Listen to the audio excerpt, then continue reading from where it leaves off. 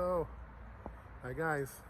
So look at, I'm here on beautiful day. I mean, you would never know there was this pandemic going around the world on such a beautiful spring day here in New England. I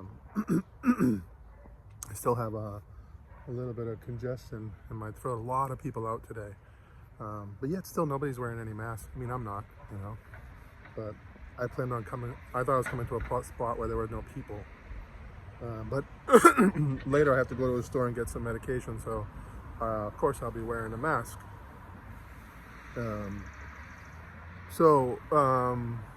Lena's doing a fantastic job back in the Philippines. We still have a few things going on back there. We're trying to get this gate done, so we can have a little added security over there. She just got some wood from a local woodworking guy. It's not an expensive kind of wood. What else? The water situation is a nightmare over there, and it's no fault of the municipal. I just want to say that full disclosure, this has nothing to do with the municipal. The water in Anda comes from the mountains, and we did a video. If you look at one of our videos where we go to the waterfalls in Anda, and there's nothing there. There's no waterfall, and that was last year. So that was last year, and it's not gotten any better. There's just not enough rain. And that's kind of the one. I mean, it's a double-edged sword, right?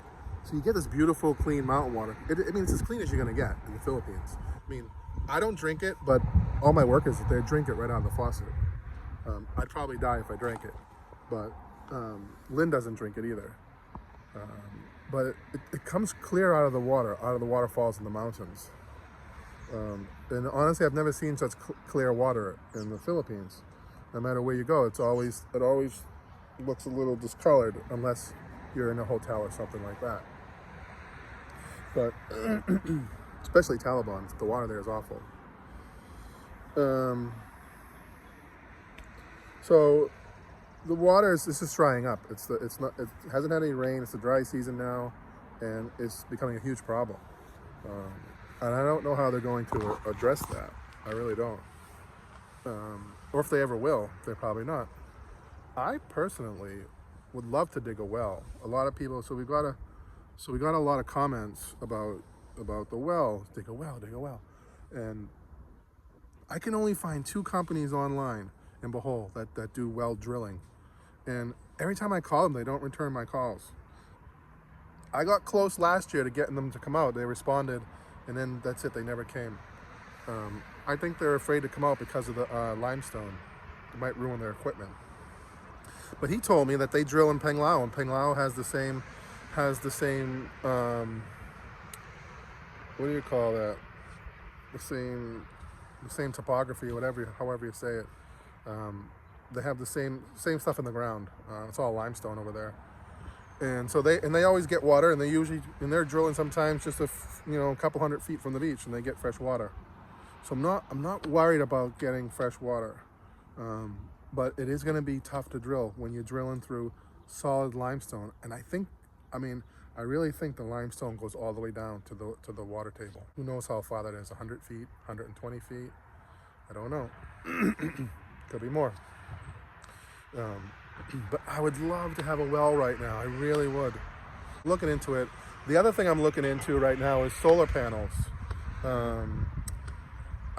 I've been looking at doing some research, and I found some companies, and they do grid tie-in over there. Now I don't know if they have it at Bohico. What I read that it's a law. I mean, that the electric companies have to buy back your electricity.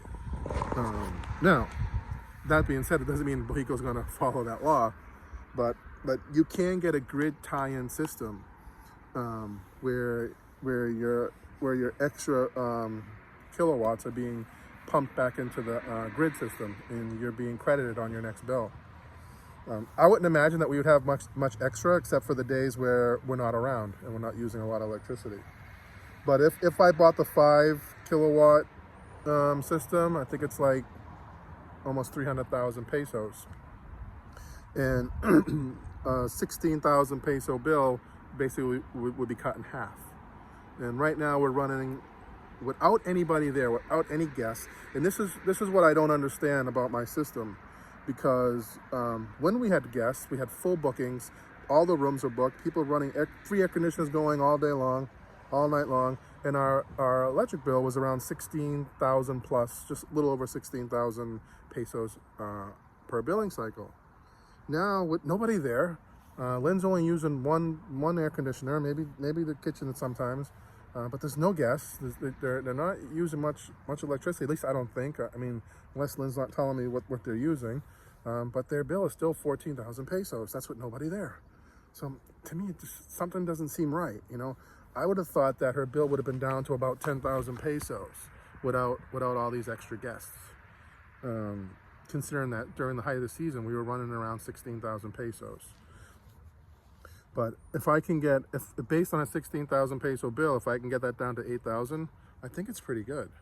And then in the future, and those things are good for about 25 years, and they got a 10-year warranty on the panels. But I would need 20 panels. A 5 kilowatt system comes with 20 panels, and I don't want to put 20 panels on my roof.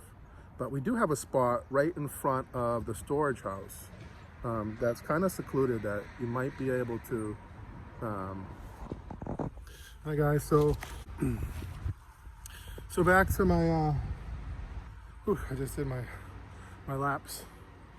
So back to my subject of solar panels. I don't really want to put the solar panels on the roof, but I need to find a spot in the yard that they can go on the ground. But that's going to complicate things, because the further they are away from the house, I think the harder it's going to be.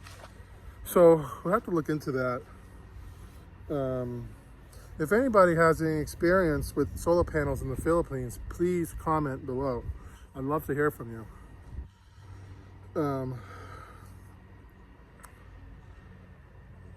The Philippines, it's not an easy place to do business, to do business with places like Mexico.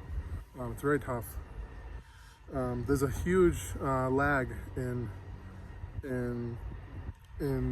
work orders. So any type of adjustment we're going to do to our system, it might take a whole year just to get them out there. But it's either going to be solar panels or the well. That's going to be one of those two things is going to be a must. But I can't do both. It's just too expensive. Maybe down the road we can add a well or add the solar panels. I would like